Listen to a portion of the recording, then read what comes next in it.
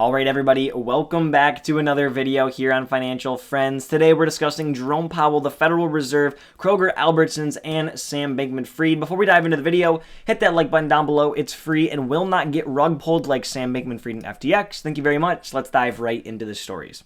Fed Chair Jerome Powell says that smaller interest rate hikes could start in December. This is pretty big news. I know that if you listen every single week, you'll know we discussed pretty much this exact same thing last week, but this time we're adding one new critical component that I didn't discuss last time. To get through everything that you might already know, the Federal Reserve Chairman Jerome Powell spoke Wednesday at Brookings Institution in D.C. and addressed these future rate increases head-on, basically saying, quote, "Despite some promising developments, we have a long way to go in restoring price stability." He then confirmed that the Fed would start to potentially scale back these rates as soon as December, saying, quote, "The time for moderating the pace of increases may come as soon as the December meeting," end quote. He then said, of course, quote, "It is likely that restoring price stability will require holding policy at a restrictive level for some time. History cautions strongly against prematurely loosening policy. We will stay the course until the job is done," end quote. I know that was a lot. Let's dive through it. First things first, despite these potential signs of information and data and news and yada, yada, yada, we get it. It's going to take time to restore price stability. Inflation is still not where they want it. It's still not back to that 2% level. My guess is it's probably not going to hit that level anytime soon. And so they're reassuring the point that, look, yes, we might be discussing that we're going to kind of pull back these rates a little bit, but we're committed to the task at hand. Next point. The time for moderating the rate of these increases might come as soon as the December meeting. This is the headline. This is the story. This is what made the stock market kind of rally as soon as he said things. You can check out that blog, basically the blog article I'm kind of touching on, reading from here. You can find it in my Twitter bio. You can find it at Public, at Brendan Shima, whatever you want to do. But this jump in the market, it happens as soon as he started saying these things. Why?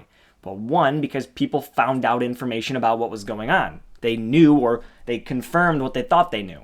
But the second component of that is we decided to opt, or Fed Chair Jerome Powell and his team decided to opt for something that was a little less than what they've been doing and a little less than what people have been planning for.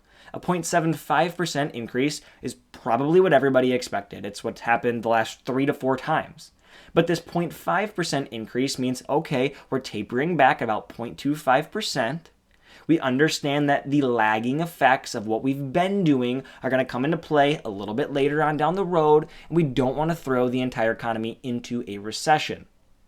Why does this matter? It matters because what's going to happen is as these rate increases stack up, this is exactly what we discussed last week on this topic, it's going to begin to hit people. Their credit card rates, this is the easiest one that I like to use, are going to go up. That means the payment they have to make to the credit card company, to the bank, whatever it might be, that payment is going to go up. Well, what happens? Let's say you have a savings of $10,000 and you can kind of fend off these higher payments for a while. At some point, you're going to feel the effects of that. Your savings is going to go from $10,000 to $5,000 to $3,000 as you make these payments month over month over month over month. And as the Federal Reserve continues to raise and raise and raise and raise, those payments only go higher and higher and higher. And so there's going to be a tipping point where they continue to raise, everybody in the economy, and of course not all at once, but in general, the economy kind of snaps and it falls into this free fall where everybody is struggling, everybody is trying to cut costs, companies are trying to cut costs, people are getting fired, and we kind of run into a massive recession. Well, we've already seen some good signs. Inflation kind of downward a little bit. It ticked down. It also came in below expectations. We're seeing some good job numbers. We're seeing headlines of a lot of companies letting people go. So we're kind of meeting this premature tipping point. And the reason I call it premature is it's not the real tipping point, but it's the tipping point before the tipping point. Meaning, if they continue to put pressure on the economy from this point forward, that tipping point might come sooner or harder than expected. But if they start to taper back now, so let's start to kind of slowly pivot and change the narrative, what they might do is avoid the massive impending recession that everybody is discussing and talking about. And so this is why I feel now things are kind of like, okay, we're gonna move this rate increase down a little bit, but we're still going to keep raising interest rates because we know inflation's too high. And it's this delicate balancing act of making sure everybody knows inflation will be heading back to 2%, and we're not trying to tip the economy into recession at the same time.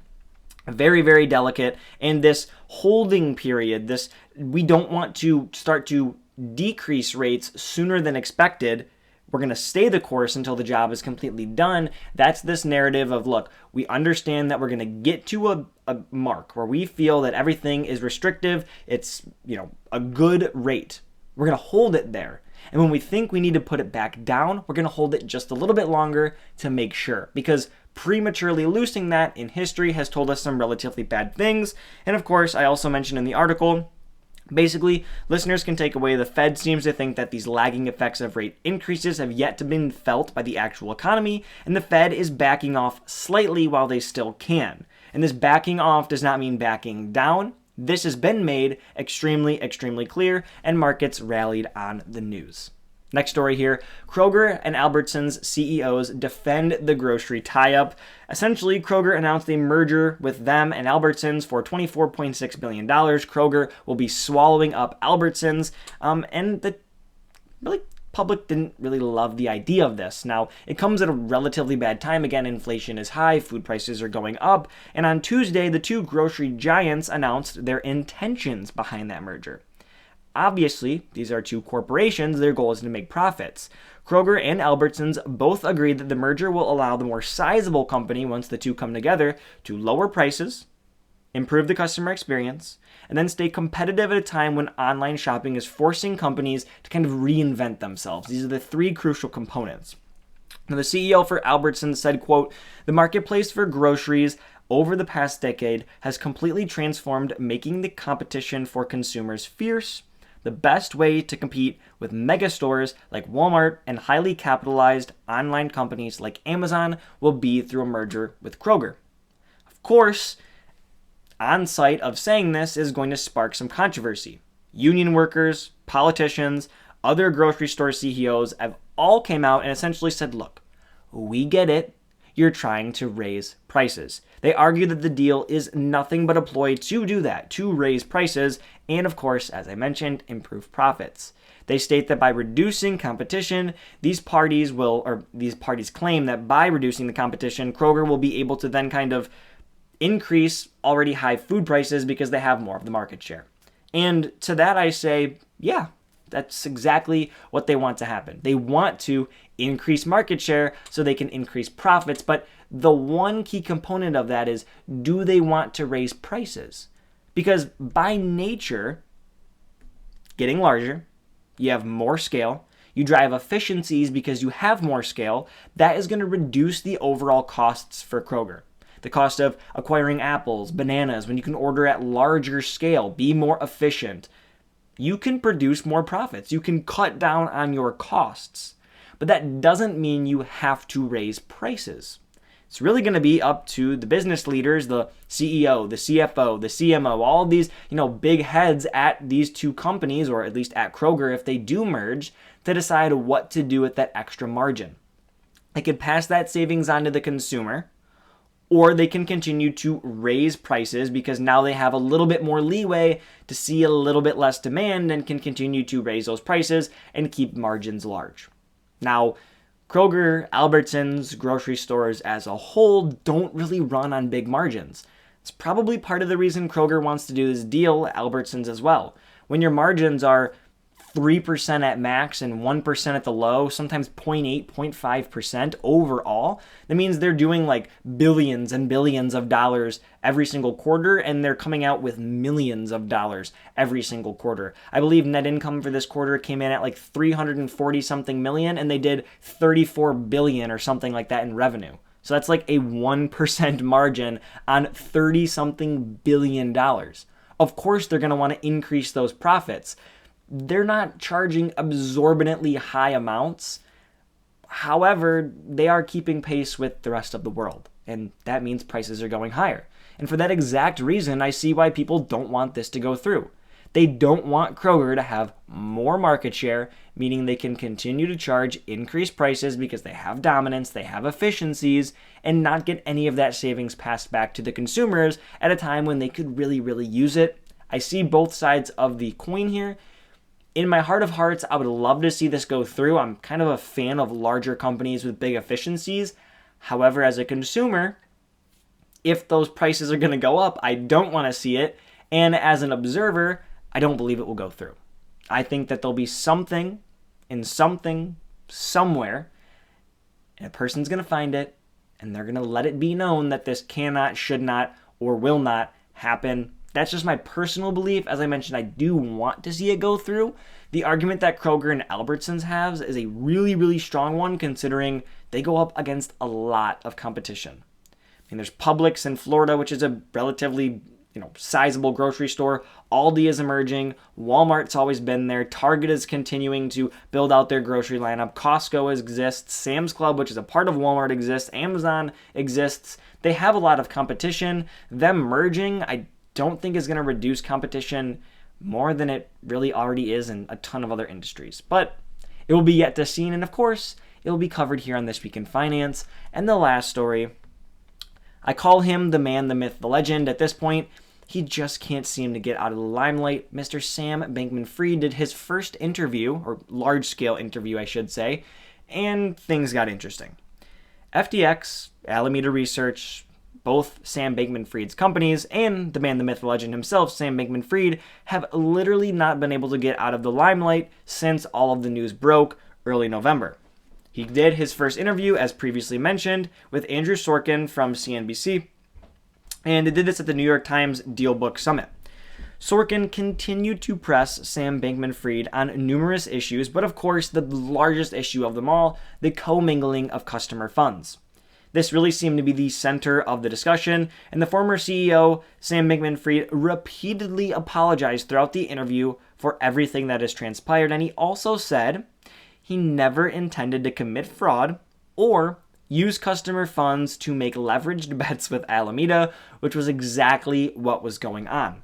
And I find it pretty odd that he couldn't know this, and he actually admitted he didn't know it. He said, and quote, "I didn't know exactly what was going on. I learned a lot of these things as they were going on," end quote.